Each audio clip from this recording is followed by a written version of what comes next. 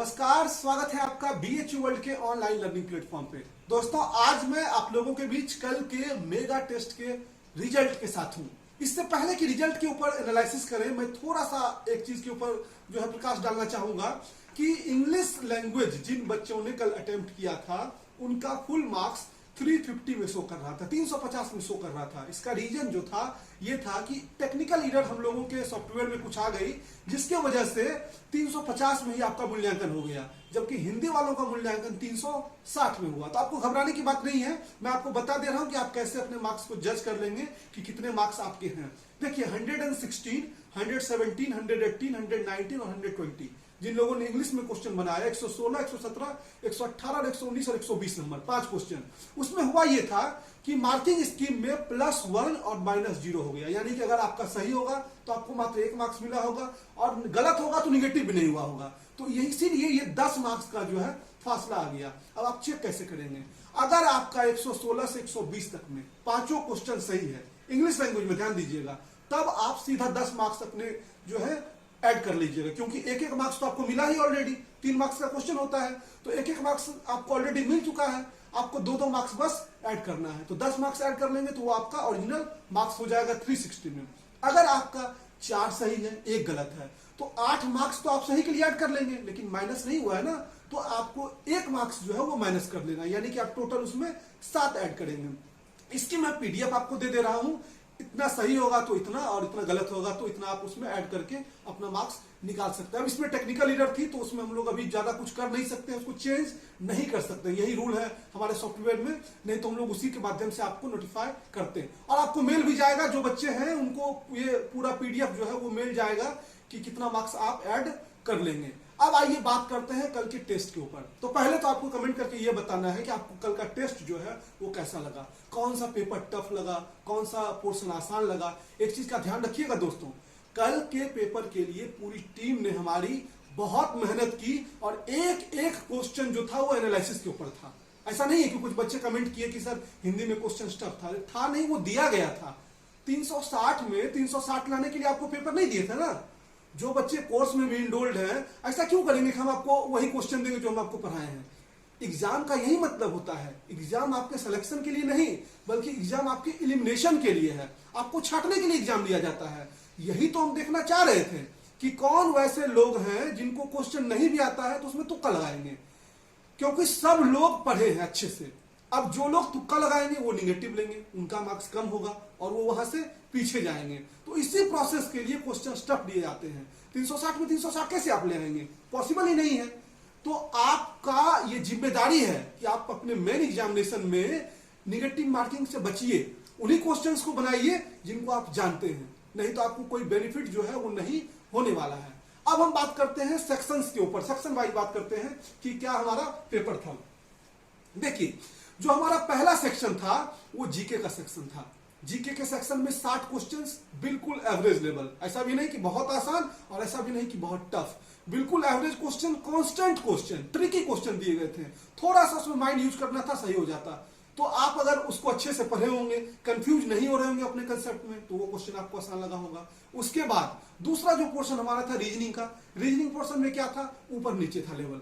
कहीं question tough किया गया था, कहीं क्वेश्चन आसान किया गया था, कहीं क्वेश्चन उलझाव बना दिया गया था, कहीं क्वेश्चन बिल्कुल सरल कर दिया गया था। सेम यही चीज रिपीट किया गया था मैथ्स वाले में भी, थोड़ा सा लेकिन मैथ्स के लेवल को ऊपर रखा गया था। और अगर हम लैंग्वेज की बात करें तो लैंग्वेज में, दोनों में, इंग्लिश में भी और हिंदी में भी 20 क्वेश्चन जो है वो सरल दिए गए थे और 10 क्वेश्चन जो है वो आपके लेवल को ऊपर नीचे कर दिया गया था, ताकि आप लोग समझ सकें कि किन क्वेश्चंस को बनाना होता है और किन क्वेश्चंस को छोड़ना होता है। आप अगर BHU का पेपर देखेंगे पलट के तो आप ठीक इसी पैटर्न पे क्वेश्चन पाएंगे।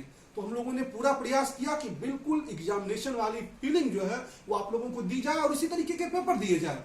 ऐसा नहीं है कि पेपर देख के आप घबरा जाएं। जीके के शुरू के जो 30 क्वेश्चंस थे आपके, उसमें लेवल बहुत ऊपर नीचे जानबूझ के कर दिया गया था, अटपटा क्वेश्चन दे दिया गया था। जानते हैं क्यों? ताकि उसको बना के आप फ्रस्ट्रेट हो जाए पहले ही, आगे फिर क्वेश्चंस ना कर पाए। एग्जामिनेशन में यही होता है कि आपको कुछ क्वेश्चंस जानबूझ के वो टफ दे देंगे शुरू में ही और आप उसी को लेकर उलझ जाएंगे, अपने टाइम गवा देंगे। जो क्वेश्चन नहीं बन रहा है उसको स्किप करिए, पहले पूरा पेपर बनाइए, उसके बाद हम फिर से बनाएंगे। ऐसा नहीं है कि एक बार हम चले गए आगे तो दोबारा पीछे नहीं आ सकते हैं। आके बना सकते हैं, हर ऑप्शन आपके पास उपलब्ध है, लेकिन आपको जरूरत है एग्जाम के समय अपने माइंड को बिल्कुल खुला रखने की। ठीक, तो ये था पेपर एनालिसिस। अब हम बात करते हैं कट ऑफ की। तो चूंकि इंग्लिश वालों का एग्जाम 350 में ही हुआ था, तो इनका 10 मार्क्स जो है कट ऑफ कम है। तो इंग्लिश वाले जो बच्चे 180 प्लस स्कोर किए हैं, उन लोगों का मार्क्स जो है वो बहुत अच्छा है और आप सेफ जोन में हैं। और हिंदी वाले जो हिंदी लैंग्वेज अटेम्प्ट किए थे, जिनका 190 प्लस है, उन लोगों का मार्क्स अच्छा है और आप भी सेफ जोन में हैं। लेकिन आपको जरूरत है इस सेफ जोन में बने रहने की। मेहनत जैसे ही कम करेंगे आप उससे नीचे आ जाएंगे। अगर हिंदी सेक्शन में हम टॉपर की बात करें, तो हिंदी सेक्शन में टॉपर को 307 मार्क्स आया है और वहीं इंग्लिश सेक्शन में टॉपर को 300 मार्क्स आया है। देखिए, कोई 7 मार्क्स का डिफरेंस है और 10 मार्क्स का डिफरेंस ऑलरेडी उनके इवैल्यूएशन में है, तो कोई अंतर नहीं है। बिल्कुल पेपर बैलेंस था, हिंदी वालों के लिए भी और इंग्लिश वालों के लिए भी। इंग्लिश में भी वोकैब का सेक्शन जो था वो थोड़ा लेंथी किया गया था जानबूझ के। तो आप इन चीज को अपने मन से निकाल दीजिए कि आपने हिंदी बनाया तो कम आया, इंग्लिश बनाया तो आप दोनों में कोई सेक्शन लेते तो वही स्थिति आपकी होती। तो मार्क्स जो है उसको एक्सेप्ट करिए और उस हिसाब से मेहनत करिए। अब कुछ बच्चे क्या कहें कि सर हमारा हिंदी के कारण मार्क्स कम हो गया। कैसे कम हो गया? आपको 100 मार्क्स आ रहा है, हिंदी में आप कितना कम कर दिए, कितना आ जाता आपको? ये सब एक्सक्यूज मत दीजिए।